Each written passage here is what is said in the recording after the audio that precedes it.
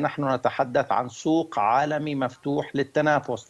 إذا لم تستطع الجزائر أيضا تغيير سياستها والحصول أو أن تتبنى سياسات أكثر مرونة وأكثر قدرة على جذب كل هذه الأطراف كما تفعل المغرب اليوم، وكما استطاعت المغرب سياسيا أن تسوق نفسها وأن تبني تحالفات وأن تقوم بخطوات تحولها اليوم إلى مركز ثقل. الولايات المتحدة جعلت المغرب اليوم نقطة الانطلاق والعودة إلى أفريقيا. أثناء زيارة العاهل المغربي محمد السادس إلى البلد الخليجي، مشاريع تندرج ضمن شراكة وصفت بالراسخة والمبتكرة، وتشمل مختلف المجالات الاقتصادية والاستثمارية والتنموية والثقافية، وتوسيعها إلى آفاق أرحب. كما أعلن رئيس الإمارات الشيخ محمد بن زايد على دولتين جارتين للمغرب لأنها تركز في مجملها على مشاريع في الصحراء الغربية. العاهل المغربي محمد السادس ورئيس الإمارات العربية المتحدة الشيخ محمد بن زايد آل نهيان يوقعان إعلانا نحو شراكة مبتكرة وراسخة، إعلان يهدف إلى توسيع التعاون الاقتصادي بين البلدين في مجالات التجارة والاستثمار والصناعة. لكن اللافت للأمر هذه المرة هو أن بعضاً من المشاريع التي يتضمنها الإعلان يخطط لتنفيذها في الصحراء الغربية. فما أبرز هذه المشاريع؟ من بين 12 مشروعاً تم التوقيع عليه، هناك 5 مشاريع كبرى على الأقل سيتم تنفيذها في الصحراء الغربية المتنازع عليها بين المغرب وجبهة البوليساريو. من بين هذه المشاريع تطوير مطار مدينة الداخلة جنوب الصحراء الغربية. كذلك يخطط البلدان إلى تهيئ ميناء الداخلة الأطلسي والاستثمار في تدبيره، وهو ميناء جديد سيكلف نحو $1 مليار، وتأمل الرباط في أن يعطي دفعة قوية لاقتصاد المغرب وأن يوضع على خريطة أهم الموانئ الاستراتيجية في العالم. كذلك ستشارك الإمارات مالياً وتقنياً في إنجاز مشروع بناء خط أنابيب الغاز بين المغرب ونيجيريا. الإمارات العربية المتحدة تعتزم أيضاً تمويل جزء مهم من مشاريع الطاقات المتجددة وإنتاج الهيدروجين الأخضر ومشتقاته، هذا إضافة إلى تطوير ساحل جهتي الداخلة وطرفايا. فماذا يعني تمويل أبو ظبي لكل هذه المشاريع؟ وما المقابل؟ وسنتساءل أيضا عن تأثير هذه المشاريع على النزاع حول الصحراء بين المغرب من جهة وجبهة البوليزاريو والجزائر مع موريتانيا أيضا. هذه الأسئلة وغيرها ستكون محور نقاشنا مع ضيفين الكريمين من الرباط، الدكتور الشرقاوي الروداني الخبير في الدراسات الجيوستراتيجية والأمنية، ومن العاصمة الأردنية عمان الدكتور عامر السبايلة المحلل السياسي والخبير الاستراتيجي. دكتور عامر، كيف تقرأ السياق الزمني لهذه الاتفاقيات الاستراتيجية بين الرباط وأبو ظبي؟ هو أعتقد أن الإمارات تقوم بخطوات ممنهجة استثمارات كبيرة في إفريقيا، وبالتالي المغرب هي محطة أساسية ليس فقط بسبب الموقع الجغرافي، وهناك تحالف سياسي أيضا في المواقف، يعني كل المواقف الإماراتية متناغمة مع المغرب، المواقف المغربية متناغمة مع الإمارات. الجزء الثاني أن المغرب محطة مهمة اليوم للانتقال على كل الصعد، على صعد الطاقة، على صعد النقل، على صعد أيضا موضوع التنمية والتطوير والسياحة، وبالتالي يعني الإمارات تجد في المغرب أهمية كبرى. الجزء الثاني والمهم هو أعتقد أنه جزء من استراتيجية الإمارات في موضوع سوق الطاقة العالمي والبحث أن يكون الإمارات لاعب أساسي في كل المحافل المرتبطة أيضا في مستقبل الغاز في العالم. لهذا أعتقد أنه عندما نرى أن الإمارات يعني هي جزء أساسي في البحر المتوسط أيضا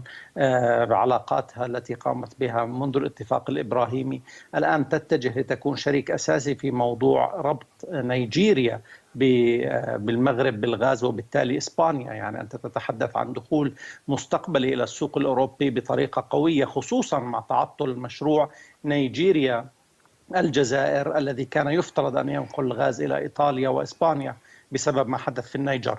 إذا أنت تتحدث عن إمارات تعرف ماذا تقوم به، تقوم بخطوات ذات طابع استراتيجي مهم توثق تحالفاتها. والجزء الثاني أيضا أن حتى في هذه المرحلة الإمارات بالنسبة لها المغرب بلد مهم، لأنها تشاركها في الاتفاق الإبراهيمي، تشاركها في العلاقة التي أقيمت أيضا في هذا اجتماع النجف النقب يعني. وهذا كله يشير أنه في النهاية حتى وجود ملك المغرب هو رئيس لجنة القدس، إذا هناك كثير من الأمور أيضا على المستوى السياسي في المستقبل القريب يمكن لهذه العلاقة أن تشكل قوة حقيقية على المستوى السياسي وعلى المستوى الاقتصادي وعلى المستوى أيضا الاستراتيجي. لكن هذه الشراكة التي تفضلت بوصفها على أنها شراكة استراتيجية تتفرع إلى أكثر من اتجاه وإلى أكثر من مستوى، لن تحظى برضا قوى إقليمية. سؤالي لك كما تفضلت قبل قليل، ستنفذ في مدينة الداخلة من قبيل ميناء ومطار في المدينة الصحراوية، كيف سيتعامل المغرب مع الموقف الموريتاني الذي يعتبر ميناء الداخلة منافسا لميناء واديبو؟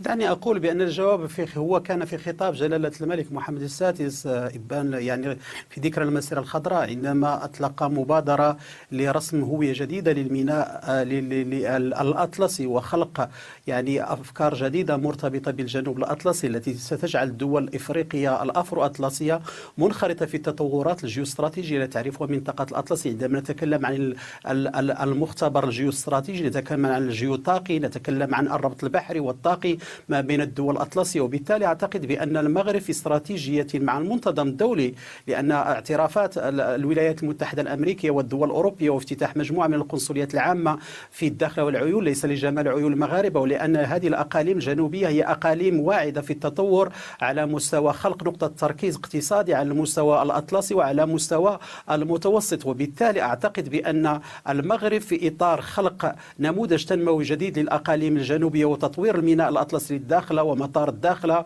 وميناء الداخلة والقطاعات المتجددة خاصة الطاقة، مجموعة من الأمور المرتبطة بالسياحة في المنطقة. كل هذا يجعل من المناطق الجنوبية هو حزام جيو اقتصادي استراتيجي اقتصادي يتحرك في الزمان والمكان، والذي قد يجعل من موريتانيا دولة قوية على المستوى المدى القريب والمدى المتوسط. طيب إذا كان هناك مبادرة ملكية على المستوى الأطلسي من خلال دول الساحل الإفريقي وجنوب الصحراء في هذه التطور لا يؤثر بأي شكل من الأشكال سلبا على موريتانيا، وإنما بالعكس ستستفيد منه.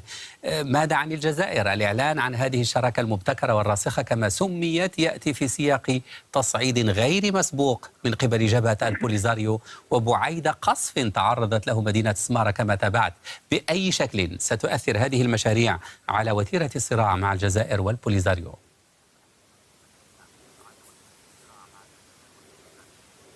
دعني أقول بأن اليوم المغرب رسم خريطة استراتيجية تتطور في الزمان والمكان على مستوى العلاقات الثنائية، على مستوى علاقات متعددة الأطراف. المشكل هو مشكل جيوسياسي ما بين المملكة المغربية والجزائر.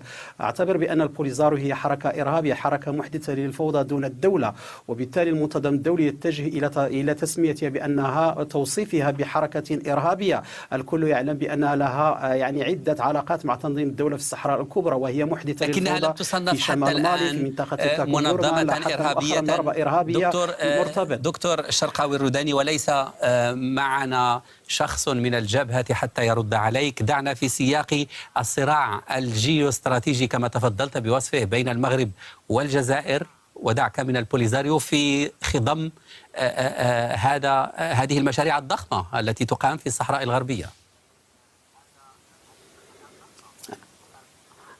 أنا أعطيتك جواب لأنك تكلمت عن البوليزاريو. إذا قلت لي العلاقات المغربية الجزائرية، المغرب دولة لها السيادة في تثبيت علاقاتها مع الدول، في تطوير البنية التحتية لمناطقها الجنوبية كمناطقها الوسطى أو كالمناطق الشمالية. وبالتالي هناك رؤية استراتيجية من المملكة المغربية لجعل المغرب دولة ذات مزايا إفريقيا. ما يهم المغرب هو رسم خريطة تنمية للقارة الإفريقية عبر بوابة الصحراء المغربية. وبالتالي نتكلم عن مبادرة الداخلة the gateway to Africa. وبالتالي أعتقد بأن كل ما يقع الآن من تطور في العلاقات المغربية مع دول الإمارات أو مع دول الخليج أو حتى مع دول العالم هو يصب في إنشاء جعل الجنوبية منصة اقتصادية من الصومالية لتطوير دول غرب إفريقيا بما فيها موريتانيا وبما فيها كذلك دول الساحل الإفريقي وجنوب الصحراء. أما في علاقة المغرب والجزائر هذا مشكل جيوسياسي بمحددات وبمقومات مرتبطة بصراع حول تنافس إقليمي وحول كذلك ما يسمى بالليدرشيب. وأعتقد بأن المغرب له حق تصرف في رسم استراتيجيته لا مع دول الإفريقية أو مع دول العربية وكذلك مع الدول الأوروبية وحتى على مستوى المجال الجيوسياسي المتوسط أو المجال الجيوسياسي الأطلسي. المغرب يعطي مبادرات لدول إفريقيا. لاحظنا في مبادرة جلالة الملك في الذي يريد أن يرسم هوية جديدة للأطلسي من أجل جعل الدول الإفريقية في قلب التحولات الجيوستراتيجية للأطلسي وللجنوب الأطلسي في علاقته مع دول أمريكا الوسطى ودول أمريكا اللاتينية ودول أمريكا الجنوبية. وبالتالي هناك مبادرات حقيقية ومبادرات قوية وفعالة من أجل جعل إفريقيا قارة موحدة، قارة يعني قادرة أن تتجاوز جميع المشاكل الجيوسياسية. وبالتالي هناك مبادرات حية ولكن في الطرف الآخر. نعم، جميع الدول هذا ما تعلق بالموقف المغربي، لكن إفريقيا بمغربية الصحراء. بالنسبة للإمارات الوضع يختلف. دكتور عامر السبيل، اصطفاف الإمارات مع المغرب من خلال مشاريع ضخمة تشمل أيضا دعما إماراتيا كما أشرت قبل قليل لأنبوب الغاز الرابط بين نيجيريا والمغرب مرورا إلى أوروبا، كيف سيؤثر على العلاقات بين أبو ظبي والجزائر؟ وهل تجازف أبو ظبي بعلاقاتها مع الجزائر من أجل ترسيخ وتعزيز علاقاتها الاستراتيجية مع المغرب مع الرباط؟ يعني أعتقد أن المحرك الأساسي اليوم حتى في هذه العلاقات يعني هو جزئين. الجزء الأول هو موضوع البراغماتية الاقتصادية. يعني الإمارات تميل إلى المغرب يعني بشكل كامل. لا أعتقد أنه حجم العلاقة الإماراتية الجزائرية يعني يوازي على كل الصعد العلاقة مع المغرب. الجزء الأكبر الإمارات مشروع طموح جدا وكبير، لكنه في نفس الوقت مشروع ينافس بشكل كبير ما كان يسوق في الفترة الماضية في موضوع خط الغاز الذي يمر من نيجيريا عبر النيجر إلى الجزائر ومن ثم إلى أوروبا عبر إيطاليا وإسبانيا. الآن الإمارات بدخولها بهذه القوة وباستثمار فائض مالي كبير في مشاريع اليوم تعد يعني ثورة حقيقية في سوق الطاقة، هي تكمل كل غرب إفريقيا وتتجه إلى إسبانيا وتتجه إلى مدينة قادش لتكون أيضا نقطة توزيع لأوروبا مستقبلا إذا ما نجحت في هذا المشروع. إذا أخذناه من زاوية التنافس الاقتصادي أعتقد أن هناك مشكلة ستكون بالنسبة للجزائريين، لأن الجزائر أيضا سوق غاز وكانت تعتقد أنه دور كبير يمكن أن يكون لها في المرحلة القادمة، وكانت بعد الحرب الأوكرانية تحولت إلى محج للأوروبيين في موضوع محاولة تسريع خط الغاز على الأقل القادم من نيجيريا إلى أن حدث الانقلاب النيجر. وبالتالي يعني اليوم هناك تصعيد في النيجر قد يؤجل هذا المشروع، تكون الجزائر متضررة. لكن دعنا نتفق أحمد أنه في النهاية نحن نتحدث عن سوق عالمي مفتوح للتنافس.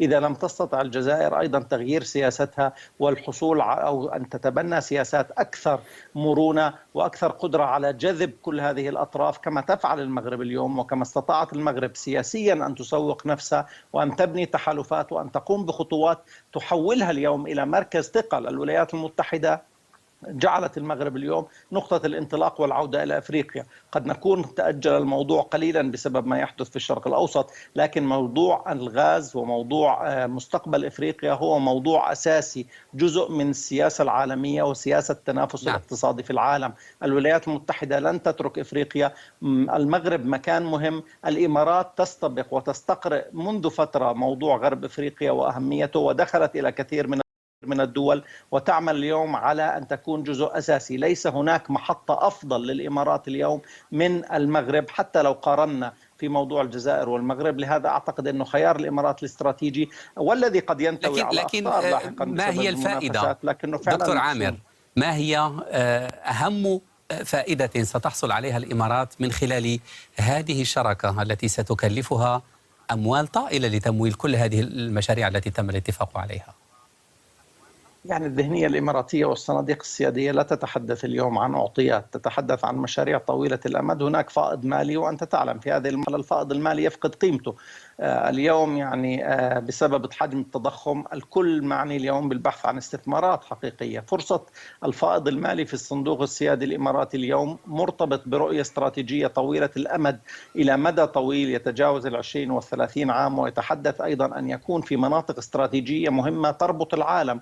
هو يريد أن يكون في مناطق توزيع غاز وبدائل غاز، هو يريد أن يكون على المحيط الأطلسي. يعني دولة ما في الخليج اليوم تكون جزء أساسي من المحيط الأطلسي، هي تحاول اليوم الخروج من جانب الجغرافيا المعزولة في هذا المشهد العالمي فقط في الخليج كمصدر للنفط، إلى أن تنتقل لتكون لاعب أساسي في كل هذه. هي موجودة اليوم في البحر الأبيض المتوسط في موضوع صندوق الغاز الشرق المتوسط، هي موجودة اليوم وتسعى أن تكون في غرب إفريقيا وتكون جزء في هذا الموضوع. هي تحاول اليوم توسيع استثماراتها واستثمار هذا الفائض المالي ليكون أساس لدور سياسي أيضا مستقبلا. لهذا أعتقد أنه فائدة كبيرة على المدى الطويل وليس فقط ليس على المدى القصير. هذه استثمارات المغرب يملك كل الجغرافيا ويملك ما لا يملكه الكثيرون، يعني على كل الصعد من السياحة إلى الموقع الاستراتيجي إلى المحطة الأساسية أيضا في سوق الطاقة مستقبلا.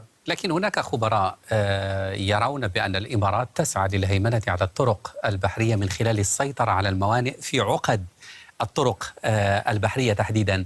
دكتور الشرقاوي الروداني، كيف يتعامل المغرب مع هذه المسألة؟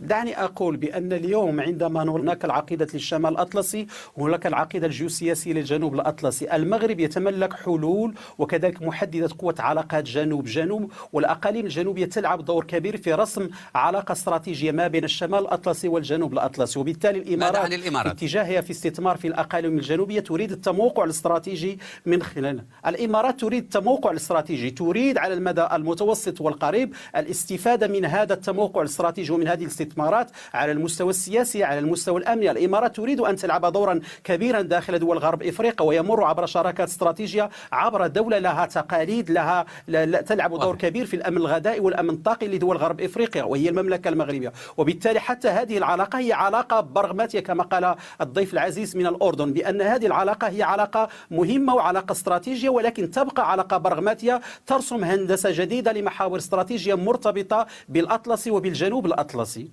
طيب، كنا سنخوض أيضا في موضوع تمويل الهيدروجين الأخضر في ظل مشاكل بسبب شطب 60 مليار يورو من موازنة العام المقبل في ألمانيا كانت مخصصة للتحول الطاقي.